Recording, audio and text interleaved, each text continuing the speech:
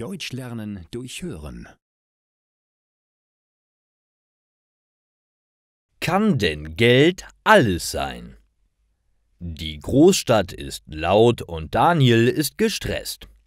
Er schaut auf seine Armbanduhr. Es ist bereits 7:47 Uhr. Um ihn herum sind viele Menschen, die in die Arbeit gehen. Er selbst hat einen Anzug an und einen kleinen Koffer in der Hand. Seine Arbeit beginnt um 8 Uhr. Er hat noch 13 Minuten Zeit. Daniel macht große Schritte, um schneller zu sein. Das Meeting hat schon begonnen.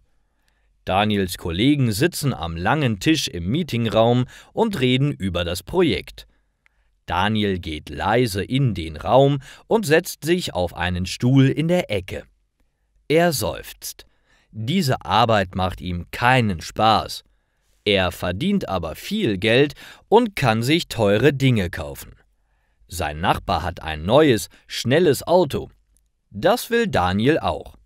Außerdem möchte er sich einen neuen Anzug kaufen. Es ist ihm wichtig, was die Menschen über ihn denken. Nach der Arbeit geht Daniel nach Hause. Er ist erschöpft und unglücklich. Kann denn Geld alles sein? Denkt er. Plötzlich entdeckt er einen Fußball vor seinen Füßen.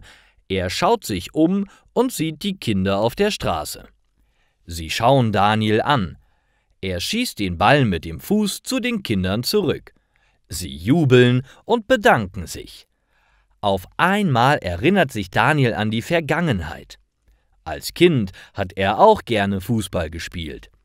Seine Mutter fragte ihn: »Was willst du werden, wenn du groß bist?« Der kleine Daniel antwortete aufgeregt: »Wenn ich groß bin, werde ich Fußballspieler.« Er erinnert sich auch an seinen Freund Max, mit dem er früher immer gemeinsam gespielt hat. Daniel lächelt und geht weiter. Nein, denkt er, Geld ist nicht alles. Zu Hause ruft er seinen alten Freund Max an und fragt, ob er mit ihm Fußball spielen möchte.